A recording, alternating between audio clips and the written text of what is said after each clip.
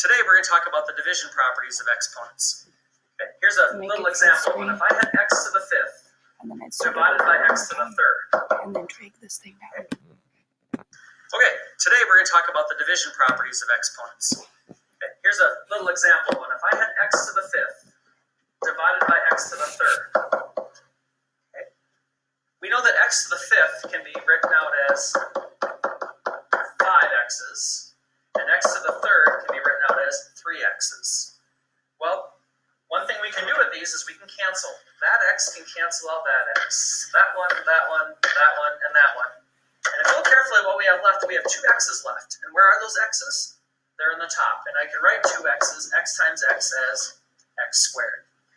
Okay, and kind of like we saw before, I'm guessing you can maybe see a relationship between the exponents when we divide them and kind of the rule that we're going to follow with them. Okay, just do one other one, real quick one here. What if I had x to the sixth over x to the second? On the top, there's 6 of them. On the bottom, there's 2 of them. Real quick, like, those cancel out. I'm left with 1, 2, 3, 4 of them on the top, which I know is x to the fourth. Okay? Real quick, like, the rule, the general rule for exponents when we divide them is just like you thought, we subtract them. 6 minus 2 is 4. It's like up above, 5 minus 3 is 2. Okay? If I skip ahead here, there's kind of the general rule. If I have a to the m over a to the p, it's a to the m minus p power. Okay, and here's a little example over here too, how they subtract. The formal rule is always the top number minus the bottom number, the top exponent minus the bottom exponent. Okay, here's a couple others. Okay, if I look carefully, x to the third over x to the second gives me x to the first. There's 1 left on top. Y to the fourth over y to the first, 4 minus 1 is 3, y to the third on the top. Okay, over here, 7 minus 5 is 2, so there's 2 k's left on the top. 10 minus 3 is 7. 7 m's on the top. And these p's just all cancel out altogether. So I'm left with k squared times m to the 7th. Okay? And once again, we subtract the exponents. Okay? Oops, before I get to that screen, I want to talk about one other thing here. This comes up every time. What if I had x to the second over x to the fifth? Okay, and we're going to get to this in a little bit here, but kind of the way the book formally explains is they do x and it'd be the 2 minus 5 power, which is x to the negative third. And what about negative exponents? Okay, looks kind of scary, looks a little bit different. We're going to deal with that in about five minutes at the very most. But what I like to do with ones like this is I like to keep it simple and avoid using negative exponents if we can. Because we'll see here shortly that your answer can't have negative exponents in it anyway. So, but watch this. What if I did what I did before and I cancel some exponents? That's x times x. 1, 2, 3, 4. That's 5 of them. And what if I do the canceling thing again? This one cancels that one. That one cancels that one. And I'm left with 3 x's. X times x times x, which is x to the third, but it's at the bottom this time. Okay? And we know that we can't leave the top blank. Well, when these cancel, they actually turn into 1s, and 1 times 1 is 1, but it's 1 over x to the third. Okay? Does that same rule apply? Okay? If I subtract these, it's still going to be 5 minus 2 is 3, but where are the 3 left over? They're on the bottom. Our answer is just wherever the bigger number is. Okay? Let me look at one last one here. And maybe I'd do a little bit bigger one. How about if I had 10 a squared b cubed c to the fifth over 5 a to the 7th b c to the 6th. Okay, so I have some coefficients on there as well. Let's treat those big numbers out in front just as their own separate thing. Do 10 and 5 reduce? Well, yeah, 5 goes into 10 2 times. So I have a 2 on the top and a 1 on the bottom, and I really don't need to write a 1 on the bottom. But let's look at our a's. If I just simply subtract them, 7 minus 2 we know is 5. And where are those 5 left over? On the bottom. So it's a to the 5th on the bottom. Okay? B to the 3rd and b to the 1st. 3 minus 1 is 2.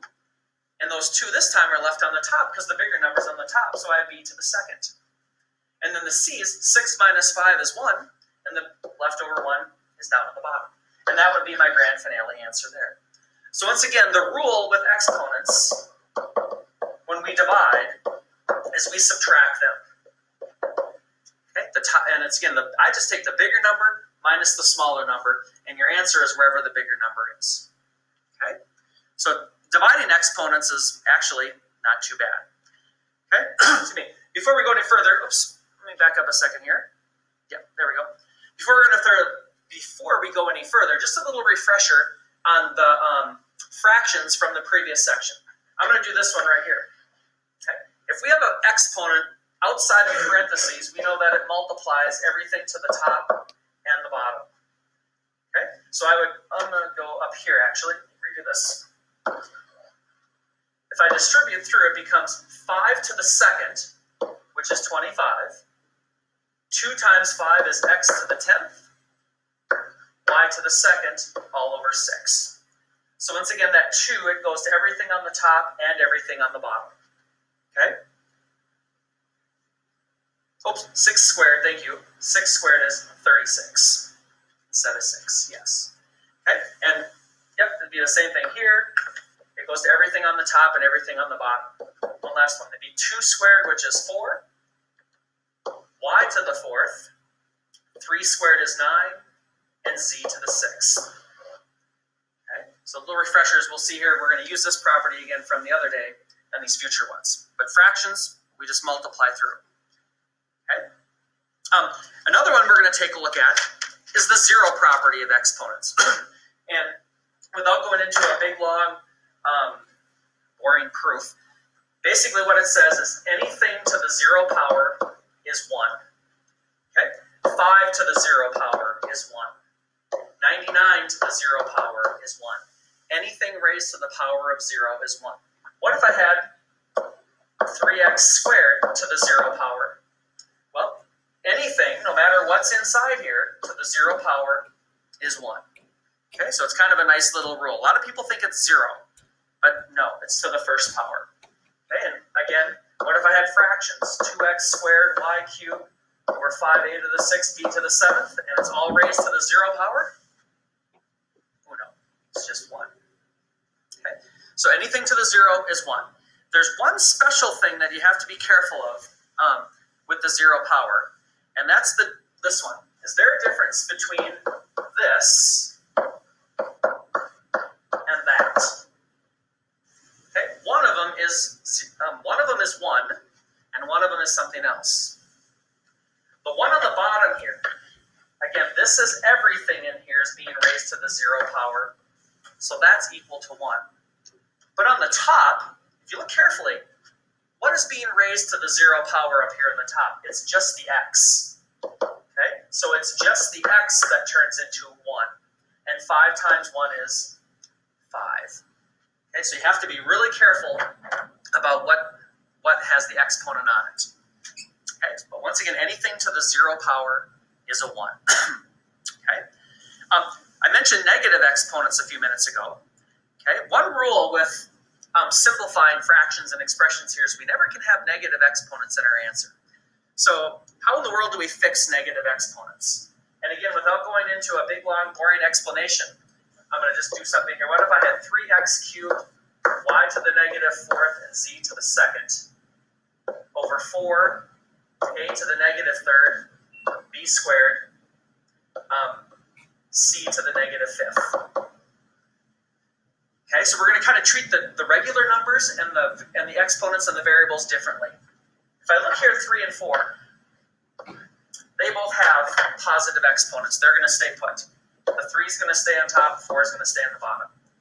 Okay, I'm going to go across the numerator. X to the 3rd, that's a positive exponent. That's good. We're going to leave it up there as x to the 3rd. However, right here, there's our first negative exponent. And to make a long story short, the way you make a negative exponent positive is that if it's negative on the top, it moves down to the bottom and becomes y to the positive 4th on the bottom. and now it's gone. Z to the second, that one's already positive, so it stays up there. What about if it's negative on the bottom? If it's negative on the bottom, we simply move it up to the top. So it becomes a to the positive third up on the top. Okay? And then it's gone off the bottom. B squared is positive 2, it stays down there. And if it's negative on the bottom, C comes up to the top and becomes the positive fifth power. So really, negative exponents, it's just a matter of moving them up and down. Okay, so it's nothing too fancy. Yeah.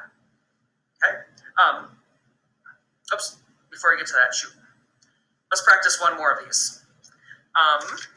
What if I had this one here? What if I had 2a squared b to the fourth c to the negative fifth over 10 to the negative 2, a to the negative 3, b to the seventh, and c to the third. Okay. Now, can numbers be raised to negative powers as well? They sure can. Okay. There's a couple different ways to think about this. I'm going to look at just the 2. I'm going to leave it there. It's positive. It stays up there.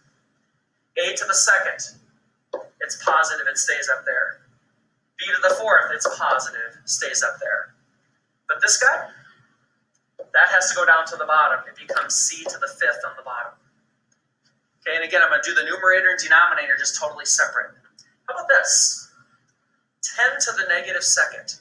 It's negative on the bottom. It has to go up to the top and become 10 to the positive second on the top. And 10 to the positive second is 10 times 10, which is 100. Okay? A to the negative third, if it's negative on the bottom, it has to go up to the top and become the positive third on the top. B to the seventh can stay down there, and C to the third can also stay down there. Okay? So one thing I do is I kind of make all the exponents, if they're negative ones, I make them positive first. And then I go back and now let's simplify what we have left. Now again, if I just do my numerator, I have a 2 and 100. 2 times 100 is 200. Let's look at all my A's.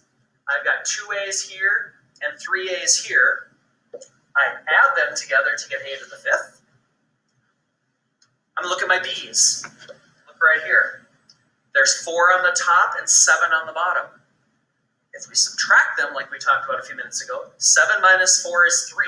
And they're going to be left over on the bottom because the bigger number's on the bottom. And then lastly, I have is my C's. They're all down on the bottom.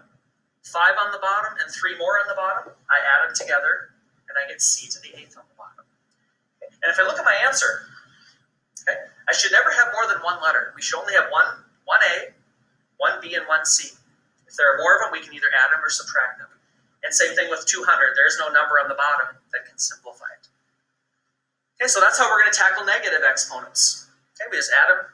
We make them positive by moving them up or down. Okay. Here's kind of a quick little summary.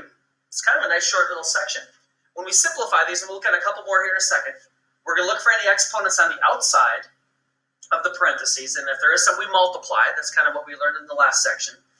We're going to make any negative exponents into positive exponents by moving them up or down, and then we're going to add and subtract them with any leftover ones. Okay. All right, so see if you can take a second and try these on your own. Okay, so go ahead on your video here, push pause. Take as much time as you need, and when you're ready, push unpause, and I'll work through these with you as well real quick. Okay, ready, set, go. Okay, welcome back. Let's give it a whirl here on this first one. Okay, I don't see any coefficients, any big numbers. Okay, I don't see any parentheses. Okay, but I do see some negative exponents. V to the negative third, I'm going to move it down and make it become V to the positive third. Okay, going across the top, I still have my W and my X squared. On the bottom, I have another W. Oh, there's another negative one. It has to go up to the top and become Y to the positive 6. And then I'm going to try and simplify. If you notice, I don't have any more negative exponents. But I do have some repeat letters here. I see some W's. Well, W to the first and W to the first, they cancel out. And I think I just have X squared Y to the 6th over V to the 3rd for that first one. Let's go to the middle one once. Okay, I see a couple different things here. Okay, again, I'm going to make all my negative exponents positive. I'm going to do my 32 is okay. This a to the negative 8th has to come down to the bottom to become a to the positive 8. B to the 3rd and c to the 4th. So again, I just did the numerator and I made everything negative. I made it positive by moving it down. I'm going to look down to my denominator. The 4 can stay there. The a can stay down there. B can stay down there, but this little guy, c to the 2nd, has to come up to the top. Okay. And now let's look at that. Let's simplify what we have left. Excuse me. Okay. I see a 32 and a 4. I think 4 goes into 32 8 times. So that turns into an 8. I'm going to go across the top here and look for b's. I see some b's here. There's 3 b's there and 5 b's there. If I have some on the top and some on the bottom, I subtract. 5 minus 3 is 2, and it's going to be 2 b's left over on the bottom. And I can cross them off. They're done. I see some c's. 2 on the top, 4 on the bottom. 4 minus 2 is 2, and they're on the bottom because the bigger number's on the bottom, so they're gone. And last but not least, I have a couple a's. 8 on the bottom, 3 more on the bottom. If I add them together, I get a to the 11th on the bottom. And there's that one. Okay, good. And last but not least, this guy over here, the one at the end, I see a 5. I'm going to make all my negative exponents positive. The j to the 3rd comes down to the bottom. K squared stays up top. M to the 6th comes to the bottom. 25 is on the bottom. K to the negative 4th has to go up to the top. And M to the 2nd has to come up to the top. And last but not least, if I simplify a few things here, 5 and 25. 5 goes into 25 5 times. I get a 5 on the bottom. Okay. My k's, it looks like they're all on the top. 2 plus 4 is k to the 6th. They're gone. M's. Some on the top, some on the bottom, I subtract. 6 minus 2 is 4. M to the 4th on the bottom, they're gone. And the only thing left is j to the 3rd. And there aren't any other j's, and they're on the bottom, j to the 3rd. Okay. And this is a little thing that I forgot to mention. Can these letters be in any order? Yes, they can be in any order. Okay. The one thing that some people forget to do sometimes too is don't forget to simplify the coefficients, the 5 and the 25, the 32 and the 4. And again, there's only one of each letter in each answer. No negative exponents. I think we're okay to go. Okay. I got one last problem here. I'm going to try one last one. This is going to kind of combine everything that we've talked about here today so far. This is kind of, if you want to call it a super problem. Okay, it's going to be a negative 3x squared, y to the negative 2, 4x to the 0, y to the negative 5, and a z squared. And it's all being raised to be to the negative 2nd power. Okay. Wow, so there's a little bit of everything in there. There's parentheses, exponents, fractions, positive exponents, negative exponents. Let's give this a whirl. Okay, if you remember kind of what we talked about earlier, we're going to start on the very outside with this negative 2, and we're going to distribute it to everything on the top first. Okay, what I'm going to try to do is I'm going to try to do a couple things at once. This becomes negative 3 to the negative 2nd power. Negative 3 to the negative 2nd power. Well, because it has a negative exponent, that means it has to go down to the bottom. So it's going to go down to the bottom and become negative 3 to the 2nd power on the bottom. Okay, maybe I'll write here, negative 3 to the 2nd, but it's on the bottom. And if I did that, negative 3 squared is 9. And as you get good at this, you can kind of do the moving and the squaring all at once. Okay? When I go to the x's here, 2 times negative 2, that's x to the negative 4. Well, we don't like negative exponents. It has to go down to the bottom and become x to the positive 4th on the bottom. So I'm going to kind of do the multiplying and the moving at the same time. If I look at my y's, negative 2 times negative 2, that's positive 4. We like that. That's going to stay up there on the top, y to the positive 4. Okay, so I've simplified my numerator. And lastly, I'm going to go down to the denominator down here. This has to go there, there, there, and there. Okay, well, 4 to the negative 2nd, it's on the bottom. Okay, we don't like it on the bottom. It has to go up to the top, and it becomes I'll do it right here, I guess. 4 to the positive second on the top. And 4 squared is 16. So again, I did the moving and the squaring all at the same time. X to the 0, well, 0 times negative 2 is 0, and anything to the 0 power is 1, so that just kind of goes away. Y's, negative 5 times negative 2 is positive 10. It's going to stay positive 10 on the bottom. And look at Z. 2 times negative 2, that's Z to the minus second. We don't like negatives. It's going to go up to the top and become Z to the positive second. Okay. And if I kind of simplify everything I have left here, it's going to be Z to the 4th power. My bad. 2 times 2 is Z to the 4th power. Thank you. Okay.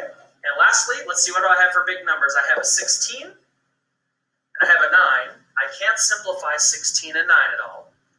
Do I have some Y's here? It looks like I have 4 on the top, 10 on the bottom.